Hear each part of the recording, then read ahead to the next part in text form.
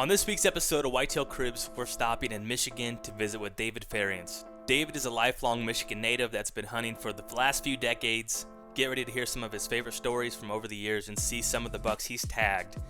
As always, if you enjoyed the video, be sure to leave us a comment and hit the like button. Now let's go.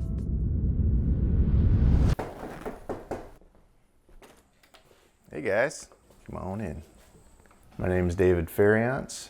I grew up here in Michigan. I didn't grow up on this side of the state, but been born and raised living in Michigan my whole life. This is my kitchen. It's open floor plan, so everything's kind of all connected.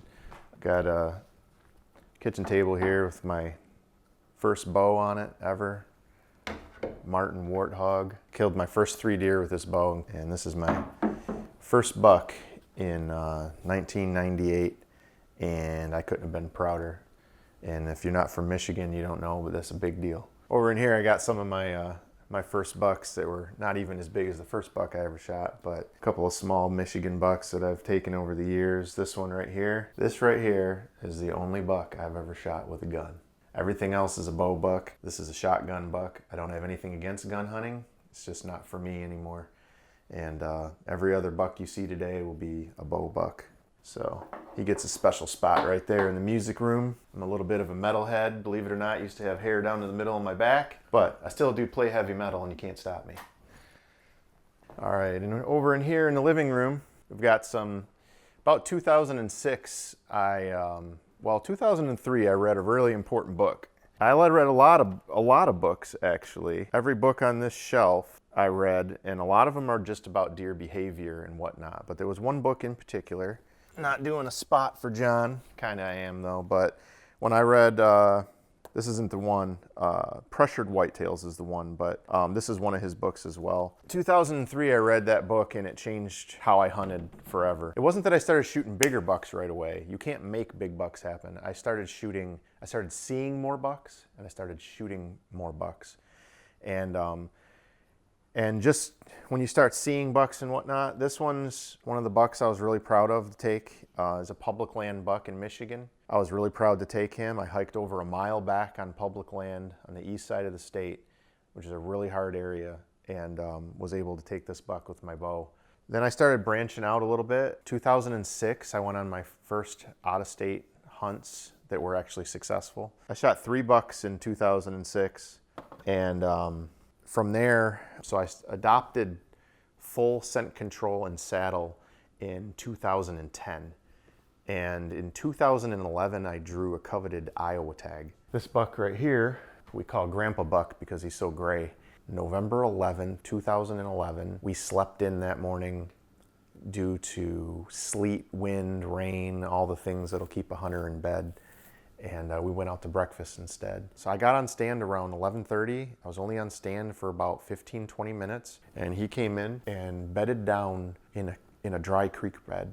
I was in my saddle, and I could swing around and I could get a shot at the deer, but the wind was whipping so hard, it was blowing this big cedar bough in front of his vitals. So I decided that I was only 20 yards from him. I was gonna climb down and I was gonna put a stalk in on that buck. And it took me about 20 minutes to climb down 20 feet. I get to the base of the tree. I got tangled up in some thorns, and it just seemed like nothing was going right, but I just kept reminding myself, at this point, I had already gotten farther than I thought I could get. And I crouched down in the weeds, and the weeds were about 5 feet tall, and the thorns and the briars, and every time the wind blew, I just started poking through.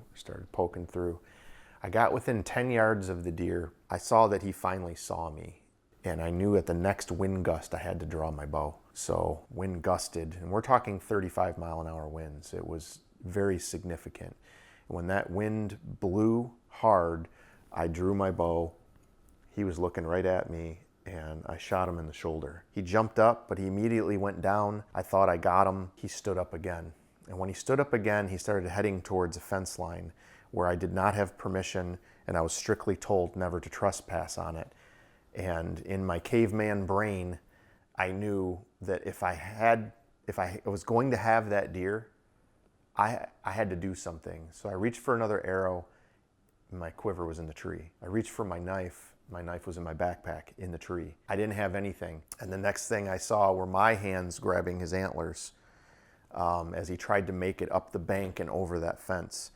I pulled him back hard onto the ground, and as I stood over him and I tried to push down on him, he had a ton of life left in him, like way more than you could think. And finally, against my will, he stood up completely, and I knew I was in trouble. He would jag his head backwards and try to stab me with his rack, and I would take a step back, and every time I took a step back, he tried to kick me with his back legs. So we're doing this pirouette dance around in a circle like this. Didn't even have to put a penny in. And I could no longer hold him. My arms were starting to give out. At one point, I jammed my palm in and my elbow inside his rack so I could get a hand free. But every time I did that, he'd try to stab me. He got his antlers up in my belly, up under my ribs a few times. And as I began to get more and more fatigued, I honestly started to make peace with life, and well, this is the way I'm gonna go, I guess. And at about that moment, we were going around our 17th revolution around the creek bed, I noticed a small puddle under a root system, and it looked like it was deep enough to dip his nose in. And so I started angling towards that. I eventually wrapped my leg around his front legs, and I threw everything I had into it. We both tumbled over, and I landed his nose in the water, and he finally took a breath of the water. And at that moment, I felt his body relax a little bit, and I thought it was finally going to be over, and he rallied hard and started to push back up on me. And I thought, oh no, I don't have anything left in me to hold this deer down. And I noticed the knock of the arrow up here. Something was poking me here. And I grabbed it by my palm, and I pushed and pushed and pushed until I felt it give. And when it gave, he relaxed. I saw the crimson hit the water, and I literally laid on him like a pillow, breathing heavy as my heart was pounding and kind of in disbelief that it was finally over. But yeah, it was a fight for life in both directions, and I almost lost. Right next to him is a buck I like to call Buck Norris. Same property, 4 years apart. Those Iowa tags are hard to get. I was only on stand about an hour and a half, and I knew who he was. I had a trail cam pic of him. I shot him kind of hastily, and I got about 2 inches of penetration. I watched him pull the arrow out. He didn't even run. He pulls the arrow out, walks away about 70 yards, looks back at me like, you want to send another one over? But I didn't. And I climbed back up in that stand. About 45 minutes after beating myself up about how stupid I am for missing the other buck, this 10-pointer comes in, and I called him closer with a can call. A doe came running down a hill, ran right next to me. He came charging down the hill. Luckily, he turned broadside at about 18 yards, and I let him have it. Some of these other bucks I'm real proud of. They're Michigan bucks. They're not Pope and Young. Some of them are close. But shot him on the ground. I did a stalk. Didn't kill him in his bed or wrestle him or drown him in a creek. But I did shoot him on the ground. That one right there is from 2012. Nice 8-pointer from Michigan. Anybody from Michigan can tell you that's a real nice buck. It depends on where you're at in the country, but nice bucks in Michigan are hard to come by unless you own property or hunt the southern state or southern counties, which I don't have any permission down there. A couple other bucks that I'm real proud of. I got a Wisconsin buck, northern Wisconsin, not Buffalo County, but I was real proud of that buck. A couple of Missouri bucks, also permission bucks. Shot this 9-pointer in 2017 out of my saddle, and that was a first sit kill right there. Over here, we have another Missouri buck, 130 inches. Shot him out of the same stand that I shot that other Missouri buck out of on the first time that I sat that stand that year. I called him in from about 200 yards away on October 29th, believe it or not. Straight down from him. Those are my good 6-pointers. I call that Motel 6 right there. I'm gonna keep adding to it when I get a chance, but those are all saddle kills. This is another Halloween baby right here, and that's my best buck. It's a public land buck. I had never hunted that piece of public, ever. I looked at a map. I saw that there was a ridge that ran from the entire from the north side of the property to the south side of the property. And in the center of that gorge, there was a flat area where the lines on the topo maps start to spread out. I knew that if I hiked in and I walked the creek bed to that flat spot, I knew that there would be scrapes there, rubs there, and trails there. I got there and I was not disappointed. So sight unseen, I hadn't even been standing there 5 minutes in awe of what I was seeing when a spike ran through that saddle. And about an hour and a half before dark, I heard a twig snap up on one of the high ridges leading to the flat spot. So I did a rattling sequence, and he came right up to within 30 yards of me, but head on. He started to turn and walk the scrape line that was there, but the scrape line leads away from my stand, and the brush is really thick. Now keep in mind, I'm hunting public. I didn't have time and did not want to make the noise or sweat myself up to cut shooting lanes. So I set myself up in the best spot possible. He came in, but he came in head on. Now I'm having to make decisions because he's getting farther away with every scrape that he hits.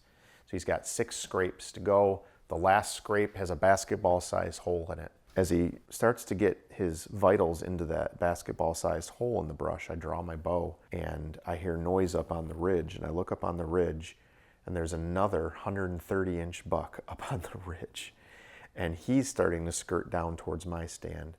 Well, this buck sees him, and as I put it on his vitals and I squeeze the trigger, he lunges forward to attack this buck, and it hits him far back. I saw it sink into the last part of his rib cage, and he turned and wheeled, and as he's running away, I could see there was blood on the other side.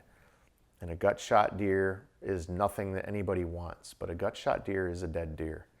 And I knew that if I bided my time and played cards all night, because I damn sure wasn't going to sleep, that I could have a chance at getting this incredible buck. And that's exactly what I did. And me and my buddy Eric went back in the morning, and we did the leaf by leaf, drop by drop. We lost the blood trail twice. It was heartbreaking. I thought I was going to lose the deer. And then finally, the arrow must not have gone all the way through, and it had cut a hole in the bottom of him, let out a lot of blood. And after that, it was a bed, another bed, another bed. And up there on the ridge, underneath a deadfall of branches and tree, was this bruiser here. And we couldn't have been more ecstatic. I mean, I was almost near tears that I had taken a buck like that at all, let alone on public land. So I'll show you what I hunt out of. It goes in the second smallest compartment in my backpack, about the size of a softball. Okay, maybe a little bit bigger. But that's it. Take this, step into it.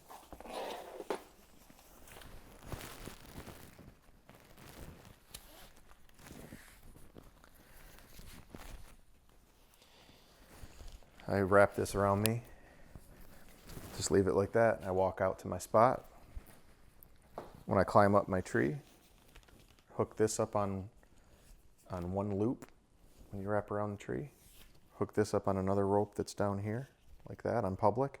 On private land, you can use T-screws or whatever, and you're hunting, and that's it. But this is what I've been hunting out of since 2011.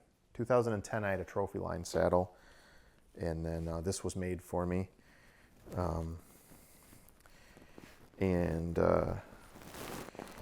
Yep, that's what I used to hunt out of, and you only need one. It rolls right up. But very portable, very quiet, allows you to shoot 360 degrees around the tree. You can put it in a crooked tree. You can put it in anything. And I'm not even trying to sell this because you can't buy these on the market.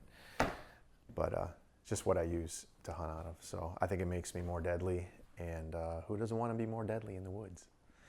That's about it. That's my humble hunting abode and most of my stories. And had a good time. Thanks for coming. And get out. Thanks for watching this episode of Whitetail Cribs. If you're new to the channel, be sure to hit that subscribe button. And if you're wondering who the heck we are and how the heck we travel across the country to record these episodes, we are Exodus Trail Cameras and simply believe quality trail cameras should not cost a fortune. That's why 5 years ago, we started a direct-to-consumer company to tackle some of the biggest frustrations we've seen as typical trail camera users: product longevity, product performance, and customer service. We simply build cameras that flat out work in the harshest conditions and back them up with best-in-class customer service. We're proud to say we have the industry's leading 5-year warranty that even includes theft and accidental damage coverage. If you'd like to learn more about Exodus and the products we have to offer, click the link in the description and head over to our website. If you have any questions, feel free to drop them in a comment below or shoot us an email.